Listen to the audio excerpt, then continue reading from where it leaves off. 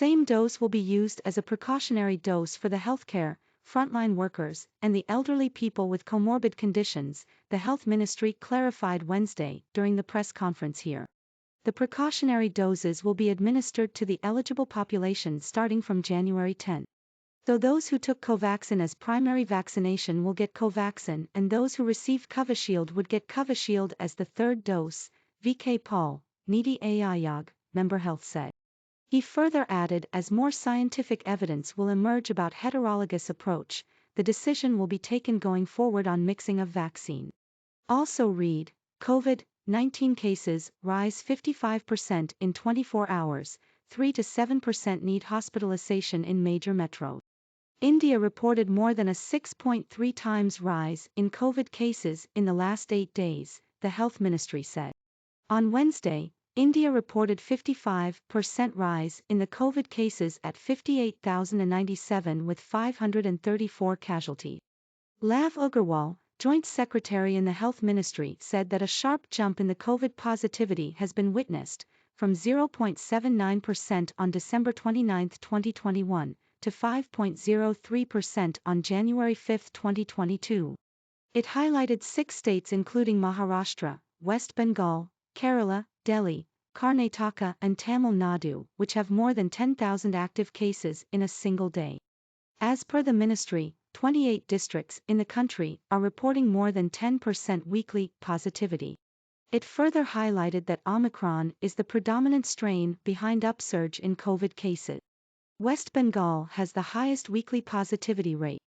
Meanwhile, Agarwal said that 25.2 lakh cases were reported globally on January 4, the highest ever since the beginning of the pandemic. Nearly 65% of the cases in the week ending January 4 were registered from the USA, UK, France, Italy, and Spain. 4.70 lakh Omicron cases have been reported so far in 139 countries. There have been 108 confirmed deaths so far. Most of the cases have been reported from the UK, Denmark, and the US, Agarwal noted. He further stated that the hospitalization instances are relatively less in the Omicron-led surge as compared with the previous surge across countries. In the US, in an earlier surge, 2.5 lakh cases were being reported and 1.33 lakh people were hospitalized. Now when at the peak there are around 3.94 lakh cases are being registered, so only 90,000 cases need hospitalization, Agarwal added. Likewise in the UK, France, and Denmark too there have been less hospitalization, he stated. He stated that India needs to analyze the data to predict the trend. He informed that there are about 1,354 Omicron cases in the country. Agarwal said vaccination and testing are still relevant to curtail the Omicron spread. He added that states have been asked to increase surveillance to track the infection. The Indian Medical Council of Research has approved the testing kit for Omicron manufactured by Tata Medical and Diagnostics, the Health Ministry said. Quick home testing and rapid antigen testing will play a major role in diagnosing the infection. There are 7.4 crore children in the 15 to 18 age group. More than 1 crore adolescents in this group have received their first dose. So far, more than 1.24 crore children have received their first dose of vaccine. We estimate that 1 of 6 children have been vaccinated in this set. We hope this will gather pace. Vaccine availability is not an issue. We will be able to vaccinate this group, Paul said. Biological Corbevax is also one of the options available to India for its vaccination drive of the adult population.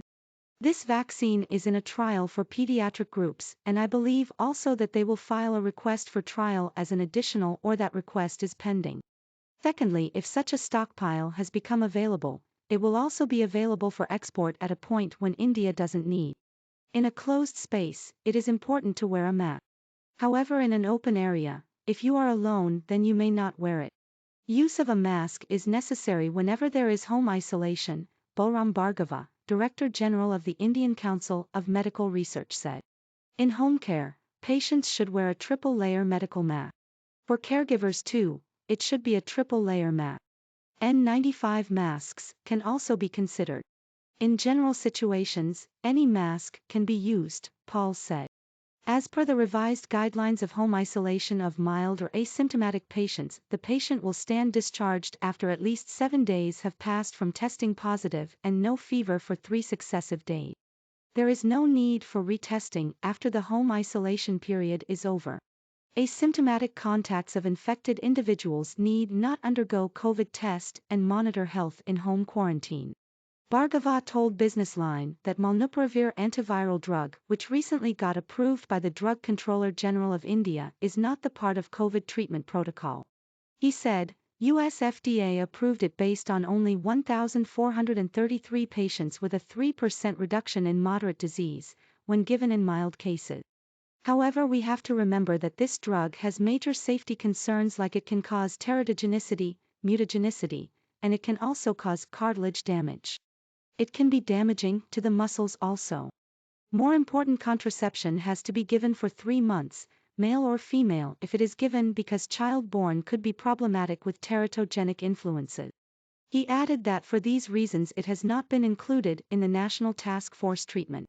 The World Health Organization has not included it.